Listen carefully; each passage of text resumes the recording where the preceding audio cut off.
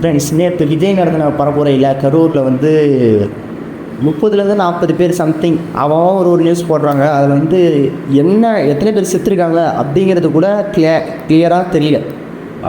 அது வந்து எங்களுக்கு ஒன்றுமே புரியல ஃப்ரெண்ட்ஸ். அதாவது வந்து பார்த்துக்கிட்டா இப்போ நான் சொன்னேன் விஷயம், அவங்க வந்து எத்தனை பேர் செத்தாங்க அப்படிங்கிறது இன்னும் வரைக்கும். இப்போது இன்றைக்கி 28ஆம் ஆகுது, 27 நைட்டு நடந்தது, 28ஆம் மதியானம் இப்போ 2:30 மணி வரைக்கும் ஆக போகுது, ஈவினிங்கே ஆக போகுது. இன்னும் எத்தனை பேர் செத்தாங்க அப்படிங்கிறதுல வந்து ஒரு கிளாரிட்டி இல்லை. அவன் நியூஸ் போடுறான், ஒருத்தன் நடனா 10 பேர் சொன்னாங்க, சரி ஓகே. பார்த்தா 20 பேர் சொன்னாங்க, 20 பேரா அப்படின்னு பார்க்கறதுக்குள்ளே ஒருத்தன் பார்த்தா 50 பேர் போட்டிருந்தாங்க. நான் பார்த்தேன், நீ பார்த்தியா? 50 பேர், மேக்ஸிமம் 40 பேர் நான் பார்த்தேன். ஏன் ஒரு பர்சன்டேஜ், ஒரு எத்தனை பேர் செத்தாங்கன்னு கூட தெரியாத அளவுக்கு நியூஸ் போடுறாங்க. இது வந்து ஃபேக்கா உண்மையா இல்லை ஆளாளுக்கு அடிக்கிறாங்களா அப்படிங்கிறது வந்து எங்களுக்கு சுத்தமாக புரியல ஃப்ரெண்ட்ஸ். இறந்தவங்களுக்கு வந்து நாங்கள் இரங்கல் அதை தெரிவிச்சுக்கிறோம், பட் இறந்தாங்களா அப்படிங்கிறதே வந்து டவுட்டாக இருக்குது சோஷியல் மீடியாவை பார்த்தா. அதுதான் ஃப்ரெண்ட்ஸ். திட்டமிட்ட மாதிரி ஒரு மாதிரி பண்ணியிருக்காங்க.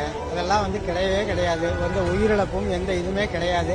இவங்களா பார்த்து ஒன்று பண்ணிட்டு இருக்காங்க. இதெல்லாம் வந்து அந்த கடவுள் கேட்பாருங்க. கண்டிப்பா விஜய் அண்ணா வருவாரு, அந்த கடவுள் கேட்பாங்க. இல்லை, நம்மளாலே இங்கே பார்க்க முடிஞ்சது. நிறைய பேர் ஆம்புலன்ஸ்க்கு அழைச்சிட்டு போனாங்க. வெறும் ஆம்புலன்ஸ் எவ்வளவு ஆம்புலன்ஸ் போச்சு தெரியுங்களா? வெறும் ஆம்புலன்ஸ் எத்தனை ஆம்புலன்ஸ் போச்சு தெரியுங்களா? வெத்த ஆம்புலன்ஸ் எவ்வளவு ஆம்புலன்ஸ் போச்சு தெரியுங்களா? அவ்வளவு ஆம்புலன்ஸ், வெறும் ஆம்புலன்ஸ் அவ்வளவு ஆம்புலன்ஸ் போச்சு. வெறும் ஆம்புலன்ஸ் போச்சுன்னா இதெல்லாம் என்னன்னா இருக்கு? ஒருத்தர் வளர விடக்கூடாதுன்னு தடுக்கிறதுக்கா? ஏன்னா என்ன தடுத்தாலும் அவர் வருவார்னா, அவர் வருவார். இப்போ இந்த வீடியோ பார்த்தோம்ல, அந்த வீடியோவில் வந்து அடுத்த கொஸ்டின் உங்களுக்கு எழலாம்.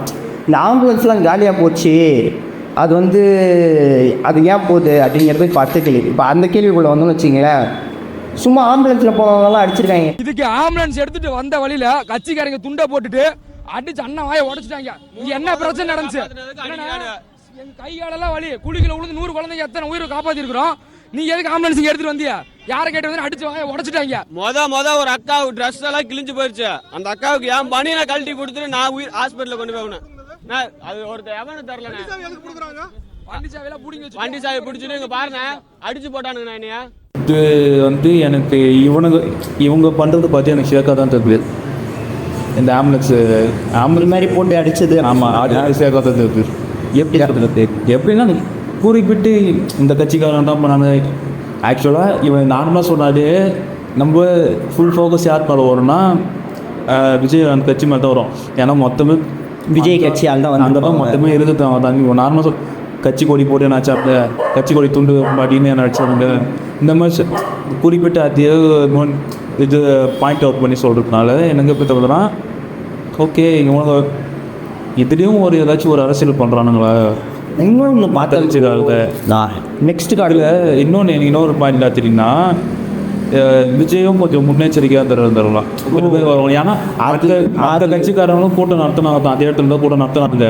இவ்வளோ கூட்டம் வர, ஏன்னா அங்கே இவ்வளோ கூட்டம் வருதுன்னா மற்ற கட்சிக்காரர்களும் தொண்டர்களும் அந்த மாதிரி தான் வருவானுங்க. இப்போ விஜய் இப்போ இந்த இடத்துல வருதுன்னா தொண்டர்கள் மட்டும் வர மாட்டானுங்க. குட்டீஸ் நம்ம வீட்டில் சின்ன பசங்க கூட தான் விஜய் ஃபேனாக இருப்பாங்க. இப்போ நம்ம தெருவுக்கு வந்தோன்னா நம்ம குட்டி பசங்க கூட்டம் போவதான் செய்வார். ஃபேன்ஸு தான் நிறைய பேர் வருவானுங்க. கரெக்ட். இப்போ வேறு அந்த அதிமுக கட்சி சின்ன அந்த இடத்துக்கு தான் வந்துச்சு. 25,000 பேரும் ஏதோ தான் இருந்தாங்க. ஸ்டாப் தடுக்கிறதுக்கு வந்துச்சுங்க. அது வந்து வெளியே ஏதோ ஒரு நிகழ்ச்சி இப்போ ஏதோ ஒன்று நடத்தியிருக்காங்க. அது 330 பேர் ஏதோ ஒரு நிகழ்ச்சி அங்கே நடத்தியிருக்காங்க கரூரில். 30 அது வந்து நடத்தியிருக்காங்க. அது வந்து சிட்டிக்கு அவுட்லையும் நடத்தியிருக்காங்க. இப்போ கிடச்ச இன்ஃபர்மேஷன் வச்சு சொல்கிறேன், சிட்டிக்கு அவுட்லாம் அதை நடத்தியிருக்காங்க. சிட்டிக்குள்ளே நடத்தினா இது மாதிரி பிரச்சனை வரும்னு. விஜய் வந்து போன சனிக்கிழமை வந்து இதுவில் பேசும்போது சொன்னாப்புல, இது மாதிரி நாங்கள் கேட்குற இடத்த கொடுக்க மாட்டேறீங்க, சிக்கலாக மக்கள் கூடனா நெசுங்கிற இடமா அது மாதிரியான இடத்துல கொடுக்குறீங்க அப்படிங்கிறத சொல்லியிருந்தார். கரெக்டாக 1 வீக் கழித்து இது இப்படி நடக்குது. இதில் வந்து இன்னொரு முக்கியமான விஷயம் என்னென்னா, ஆம்புலன்ஸ் இப்போ இவங்க சொல்கிற மாதிரி இந்த வீடியோ ஓட்டுரு இது வந்து விஜய்க்கு வந்து விஜய் கட்சியை இது பண்ணுறாங்க, இதில் ப்ளேம் பண்ணுறாங்க. இது விட்டு நீ மாநாடு நடக்கும்போது பார்த்தோன்னா காலி ஆம்புலன்ஸாக போகுது. இதுக்கு முன்னாடி வந்த வீடியோவில் சொல்லியிருப்பாங்க பாரு, காலி ஆம்புலன்ஸாக போகுது அப்படின்னு சொல்கிறாங்க ஃப்ரெண்ட்ஸ். அது என்ன கதைன்னு உண்மையாக புரியல. விஜய் பேசின வீடியோ வந்து நான் பார்த்தேன். அதில் வந்து இப்படியே ஒரு 3-4 ஒரு ஆம்புலன்ஸ் நான் பார்த்துருப்பேன் ஃப்ரெண்ட்ஸ். இதை பார்க்கும்போது உண்மையாகவே 3-4 ஆம்புலன்ஸ் வந்தால் கூட இப்போ காலி ஆம்புலன்ஸ் வருது. காலி ஆம்புலன்ஸ் எதுக்கு வரும்? யாரையாவது கூப்பிட்டு போக வரும். கூட்டும் போதும் இப்போது ஒரு சிட்டின்னு எடுத்துப்போம். சிட்டிக்கு சென்டருக்கு ஒரு மினிமம் எத்தனை வழி இருக்கும்? இப்போது நம்ம பஸ் ஸ்டாண்ட் வச்சுக்கோ அது இருக்கும் ஒரு எப்படி மேக்ஸிமம் ஒரு 4 வழி மேலே 4-5 மேக்ஸிமம் 5 வழி இருக்குன்னு வச்சுப்போமே. சந்துக்கு எல்லாம் கூட சேர்த்து நல்லா இப்போ ஒன்று என்னன்னு கேட்டாச்சுக்கா, இப்போ பஜாருக்கு போகிறதுக்கு இங்கேருந்து எத்தனை வழின்னு கேட்டால் 4 வழி நம்மளாலே சொல்ல முடியும். 4 வழி சொல்ல முடியும். இப்போ வந்து யாரையோ ஒருத்தர் ஆக்சிடென்ட் ஆகிடுச்சு, இப்போ ஏதோ ஒரு ரோட்டுக்காக வந்து ஹாஸ்பிட்டலுக்கு கூட்டு போகிறாங்க. இப்போ விஜய் இருக்கிற இடத்துக்காக வராமல், இப்போ இதுதான் விஜய் இருக்கிற இடம் வச்சுக்கோ, இப்படி டேரெக்டாக வந்து பிக்கப் பண்ணலாம். இப்போ இங்கே இருக்காங்கன்னு வச்சுக்கோ, இப்படி டேரெக்டாக வராமல் இப்படி சுற்றிட்டு வரலாம். இங்கே ஜனத்தை தாண்டி போகிற டைமுக்கு கண்டிப்பாக அந்த டைமுக்கு கொஞ்சம் குறைச்சலாக தான் இருக்கும். என்ன சொல்கிறேன், இப்போ இவங்களுக்கும் இடையூறு பண்ணாமல் இப்படி போயிருக்கலாம். ஆனால் இங்கே வந்தே ஆகுன்ற மாதிரி எல்லாம் வந்து விஜய் பேசிகிட்டு இருக்கும்போது ஒரு 3-4 ஆம்புலன்ஸ் ஒரு வீடியோ விஜய் வழிவிடு சொல்லிடுவோம். இதே மாதிரி இப்போ காலியாக யாரையோ பிக்கப் பண்ண போகுதுன்னு வச்சுப்போம், காலியாக போகுதுன்னு வேணாம், யாரையோ பிக்கப் பண்ணுறதுக்கு காலியாக போகுதுன்னு வச்சுப்போம். அப்படி காலியாக போகிற வண்டி ஏன் இவங்க இருப்பாங்கன்னு தெரிஞ்சு கஷ்டப்பட்டு இங்கே வந்து போகணும். இப்படி சுற்றிட்டு போனாலும் ஈஸியாக போயிடலாம். பட் அந்த சம்பவம் நடந்ததா சொன்னேன். விதின் ஒரு ½ அன் ஹவருக்குள்ள ரிப்போர்ட்டர்ஸ் கேமராவோட இவ்வளவு க்ரௌடை தாண்டி அங்கே எப்படி போக முடியுது? அதே ஒரு கேள்விக்குறியில. செந்தில் பாலாஜி அங்கே போறாரு, அடுத்தது செந்தில் பாலாஜி போறாரு, எப்படி அவரால் போக முடிஞ்சது? எப்படி இதுக்கு மட்டும் தகவல்கள் இவ்வளவு கடகடன்னு பரவுது? முதல்வர் இன்ஸ்ட்ரக்ட் பண்ற அளவுக்கு எப்படி பரவுது? எப்படி பிராக்டிக்கலா இஸ் இட் பாசிபிள்? ரெண்டாவது, இவ்வளவு கிரௌட்ல இருந்து இவ்வளவு பேர் டக்குன்னு எப்படி அங்க போக முடியும்? இதெல்லாம் நம்மளோட கேள்விகள். ரெண்டாவது, எப்படி டப்புன்னு மினிஸ்டருக்கு தகவல் தெரிஞ்சு அவர் வர முடியும்? அப்போ இதுக்கு பின்னாடி இது எப்படி இந்த தகவல்கள் இவ்வளவு வேகமா பரவுது? இந்த தகவல் ஏன் வந்து தாவைக்காவுக்கு பரவலையா? அவங்களுக்கு அக்கறை இல்லையா? அவங்களுக்கு இந்த தகவல் போயிருக்காதா? போயிடும், கண்டிப்பா போயிடும். அப்ப ஏன் அவங்க இன்னும் போக முடியல? புரியுதா என்ன சொல்றாங்க? புரியுது. அந்த நியூஸ் வந்த உடனே அந்த கூட்டத்தில் எப்படி மீடியாலாம் எப்படி அவ்வளோ சீக்கிரம் அந்த போட்டுறாங்க. இப்போ ஒரு ஆக்சிடென்ட் நடக்குது, அங்கே இருக்கிற ஜனத்துக்கு ஃபஸ்ட்டு புரிஞ்சிருக்கிறதுக்கு வீட்டுக்கு போனதுக்கப்புறம் தான் நியூஸ் பார்த்ததுக்கப்புறம் தான் தெரிஞ்சிருக்கும். ஆமாம், இதுவெல்லாம் வர்றதுக்கு முன்னாடியே எப்படி கேமராவோட எடுத்துகிட்டு போயிட்டு அங்கே பார்த்துட்டு அடுத்த காட்டில் சாரி இதை காட்டதுக்கப்புறம் அது பேசுவோம். அப்போ தான் வந்து சரியாக இருக்கும். ஃப்ரெண்ட்ஸ் வேற ஆஃப் பண்ணி கொடுப்பேன்.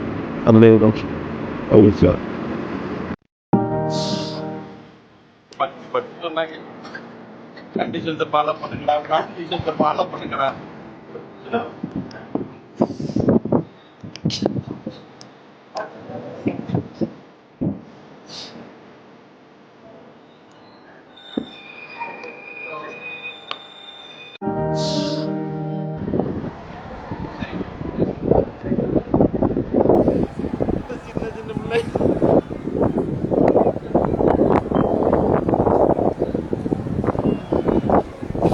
இப்போ செத்துட்டான்னு வச்சிங்களா, நான் அழுவேன். ஏன்னா ஃப்ரெண்டு யாரோ செத்துட்டாங்க அப்படின்னும் போது ஐயோ இப்படி பண்ணிட்டாங்களே அப்படின்னு தான் தோணும். பொதுவாக ஒரு ஹியூமனுக்கு இருக்க ஒரு நார்மலான விஷயந்தான்.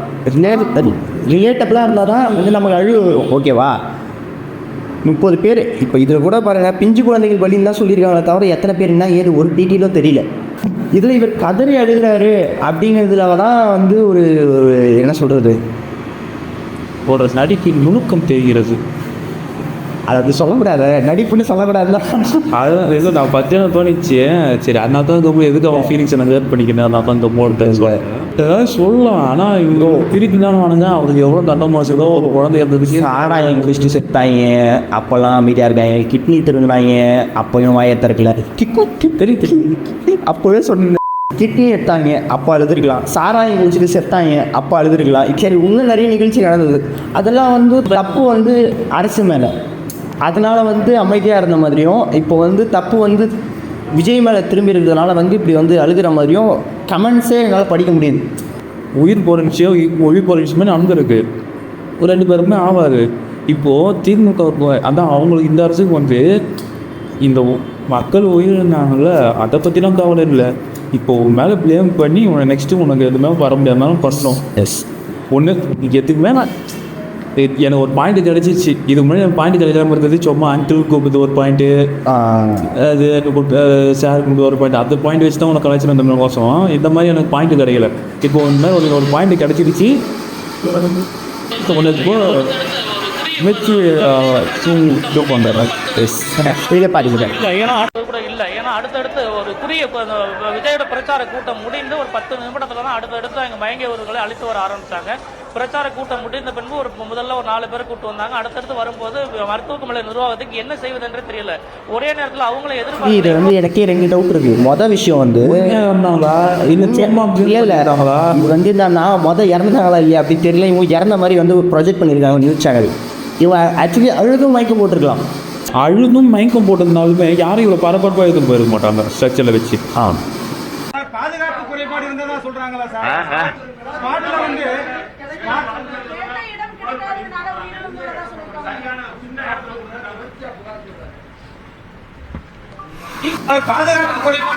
இதில் ஒரு முக்கியமான விஷயம் என்னன்னா, சோஷியல் மீடியாவில் வர எல்லாத்தையும் நம்பிடக்கூடாது. இது ஏன்னு வச்சுக்கேன், இவங்க வந்து பேசி முடிச்சுட்டு போகிறாங்களா இல்லையா தெரியல. இல்லை இப்போ வந்து 30 செகண்ட் தான் செக் பண்ணி போட்டுடுறோம். அதுக்கப்புறம் என்ன பேசாமல் தெரியாது, அதுக்கு முன்னாடி என்ன பேசாமல் தெரியும். ஆமாம், ஒரு பாதுகாப்பு கொடுக்காம இந்த இடத்துல விட்ட தப்பு தப்பு. பச்சை மாடுகளுக்கு எங்க கொடுக்கணும்? சின்னதுல இருந்து பெருசு வரைக்கும் ரசிகருக்காக வருங்க. ஏன்னா அதுக்கு வந்து கட்சிக்காக வரல. நீங்க அதுக்கு ஒரு பாதுகாப்பு கொடுக்காம எல்லா குழந்தையும் கொண்டு விட்டீங்க. குழந்தைகளை கொல்லலாமாடா? திமுக கூட்டம் மக்களின் கண்ணீரை பசையாக்கி அதில் ஸ்டிக்கர் ஒட்டி கொண்டிருக்கிறது. ஆம்புலன்ஸ் வாகனத்தில் உடனே திமுக பேனர், மருத்துவமனையில் செந்தில் பாலாஜி பெயர் பொறித்த ஸ்டிக்கருடன் வாட்டர் பாட்டில் என எப்போதும் போல பின அரசியலை தொடங்கி விட்டார்கள் திமுகவினர். அதிலும் நம்மை ஆண்டு கொண்டிருக்கிறாரே ஒரு மகான். அவர் செய்யும் நம்பாதீங்க ஃப்ரெண்ட்ஸ், எவனையுமே நம்பாதீங்க ஃப்ரெண்ட்ஸ், எங்களையே நம்பாதீங்க. என்னடா இது இப்படி பேசுவானு பார்த்தா பாருங்க, ஜேனியூஸ் இவங்க கட்சியில் நடக்கிற பிரச்சனையை நம்மளை இழுத்து உள்ள விட்டுருவாங்க. இந்த Hollywood news, Sun TVs, journals. இப்போ நான் சொன்ன ஒரு லிஸ்ட்டு, நான் சொன்னது ஒரே 2 லிஸ்ட்டு. அந்த 2 லிஸ்ட்டில் ஒன்றே அவ்வளோ கூட இது மாதிரி வந்து பார்க்கல. அதாவது அவங்க காசு கொடுத்தாங்க, அந்த இவ்வளோ செத்தவங்களுக்கு சம்திங் போச்சு இல்லை, அது கூட இந்த அளவுக்கு குடிக்காதீங்க சொன்னேடா. இதை எப்படி எடுத்துக்கலாம் அப்படிங்கிறது மட்டும் சொல்லலாம்னு நினைக்கிறேன். அதாவது வந்து நியூஸ் அண்ட் சோஷியல் மீடியா இது 2த்துலேயுமே இப்போ வந்து எது உண்மை எது போய் அப்படிங்கிறது சுத்தமாக தெரியல. எனக்கு அந்த ஒன்று சொல்லணும்னா, நீ அவனுக்கு ஒருத்தனுக்கு ரசிகனாக இரு, தொண்டனாக இரு, இன்னொன்னா பண்ண, அது உன்னுடைய விருப்பம், அதனால தான் சொல்லல. ஆனால் இப்படித்தான் போய் இந்த கூட்டத்தில் நெச்சு இந்த கையை காலை ஒடிச்சின்னு தான் நீ போய் அப்படியே கூட்டத்தில் அச்சின்னு மாஞ்சின்னு பாதுனமா. அது ஃபஸ்ட்டு உனக்கு நீ ரெஸ்பான்சிபிலிட்டி எனக்கு தான் கொடுக்கணும். சில பேர் கை குழந்தை பேர் விஜய் தான் பேர் இருக்கணும். அது சரி ஓகேடா, நீ என்னடா அது காலகாலமாக காமராஜர் பேர் கொடுத்து அதெல்லாம் ஏதாச்சும் ஒரு ப்ரைவேட் ஃபங்க்ஷனில் அந்த மாதிரி ஏதாச்சும் பார்த்தீங்கன்னா நம்ம நெருங்கிய இப்போது உனக்கு தெரிஞ்ச ஒரு கட்சியாக ஏரியாவில் யாராச்சும் இருப்பாங்க, அவங்கள மீட் பண்ணி அவருக்கு சொல்லுவாங்க இந்த மாதிரி ரொம்ப ஆசைப்படுறாங்க, இந்த மாதிரி அந்த மாதிரி ட்ரை பண்ணு. இந்த மாதிரி கூட்டத்தில் வந்து இந்த குழந்தைய வச்சுக்கலாம். அதாவது எந்த கான்டாக்டும் வந்து ரொம்ப அந்த சில பேர் ரொம்ப சொல்கிறது தப்பு இல்லை, ரொம்ப தற்கொலையாக தான் இருக்கிறாங்க. அப்போ ஏன்னா அந்த குழந்தைக்கு அவங்க அப்பா அம்மா மூஞ்சி கூட தெரியாது, அவ்வளோ ஞாபகம் இருக்காது. கட்சி கோரி அந்த குழந்தை மேலே போட்டு கூட்டு வரானுங்க. நீ கூட விஜய் கணி தான் சார், நாங்களே விஜய் கணிஸ் தான். ஆனால் வந்து இவ்வளோ அதாவது தான் இவ்வளோ கிடையாது. அது மாதிரியான ஒரு இனி பார்ப்போம். நான் இங்கே போய் நீங்கள் எப்படின்னா ஃபஸ்ட் டே ஃபர்ஸ்ட் ஷோ ஒரு 2000 3000 டிக்கெட் கொடுத்து வாங்கி பார்க்கணுனாலும் நீங்கள் பார்ப்பீங்க. நான் அப்படி இல்லை, 2 நாள் வெயிட் பண்ணி கூட்டம் கொஞ்சம் 100 டிக்கெட் ஆனாலும் நான் போய் பார்ப்பேன். ஆனால் பார்த்தா தேட்டர் தான் போய் பார்ப்பேன். அதுதான் அதுமாதிரி கூட்டத்தில் அதிகமாக இருந்தால் போகாமல் இருக்கிறது ஓரளவுக்கு நல்லது. முக்கியமாக குழந்தைகளை கூப்பிட்டு போகாதீங்க. 10th வரைக்கும் கூப்பிட்டு போகாத. 10th வரைக்குமே குழந்தை தான், அதுக்கப்புறம் தான் கொஞ்சம் கொஞ்சமாக மெச்சூரிட்டி வரும். ஏன்னா அடல்ட் ஆகி வளர்ந்துக்கலாம், அவங்களுக்கே மெச்சூரிட்டி இல்லாமல் தான் வந்து இது மாதிரிலாம் பண்ணுறாங்க. ஓகே, 10th படிக்கலாம் அப்படியே கூப்பிட்டு போனாலும் உங்கள் ரெஸ்பான்சிபிலிட்டி நீங்கள் எப்படி விசாரம் இருக்குமோ அப்படி இருக்கணும். அதுங்க இஷ்டத்துக்கு அப்படியே முன்னாடி போய் ஒருத்தன் கால் இதில் எப்படி மேலாகிறது ஒருத்தன் கால் எது தெரியுமா எனக்கு ரொம்ப டென்ஷனானது? இதில் தற்கூரி இருக்காங்க அப்படிங்கிறதுக்கான டெஃபினேஷன் என்ன தெரியுமா? விஜயவே வந்து வண்டி மேலே ஏறி வந்து அந்த மாலை போட்டுவங்களே பார்த்துருப்பேன். இப்போ அந்த இதில் மாலை போட்டால் தான் அந்த அளவுக்கு இந்த இந்த முடி பிச்சுக்கிற மாதிரி ஒரு மீன் வருமே பார்த்துக்கிறியா? அந்த பீட்டர் இருக்கையில் அது மாதிரி டேய் கடவுள் இல்லைடா, அவன் விஜய் ஒரு சாதாரண மனுஷன் தான்டா. நாங்கள் கடவுளே சொல்லுறோம், நீங்கள் என்ன அவருக்கு இப்படி பண்ண இருக்கிறீங்க அப்படின்னு சொல்லலாம் ஃப்ரெண்ட்ஸ். அதனால் கிரேஸ் இருக்கலாம், ஆனால் இவ்வளோ வேண்டாம். முடிஞ்சால் பாருங்கள், இல்லைன்னா விடுங்க. நம்ம ஊருக்கு எப்படியோ ஓட்டு கேட்க திரும்பவும் வருவாங்க. இப்போ வந்து அவர் பொலிட்டிக்கல் இருக்காரு, அதாவது இப்போ நீங்கள் பார்க்க முடியாத ஆள்கள் அப்படியும் வரலையா, கவலை இல்லை. அவர் பார்த்தா தான் நீ வேலைக்கு போவியா, அவர் பார்த்தா தான் ஒரு சாப்பாடு இறங்குமா. நீங்கள் இது வந்து யாராவது உங்களுக்கு தோன்ற தாட்ஸை வந்து உங்கள் கமெண்ட் செக்ஷனில் சொல்லுங்கள். நாங்கள் சொல்கிறது கரெக்டாக இருக்கான்னு தெரியுமாலும் எங்கள் ஒப்பீனியனில் உங்களுக்கு ஏதாவது கருத்துக்கள் இருந்தாலும் கமெண்ட் செக்ஷனில் சொல்லுங்கள். தென் அவ்வளோதான் இந்த வீடியோ.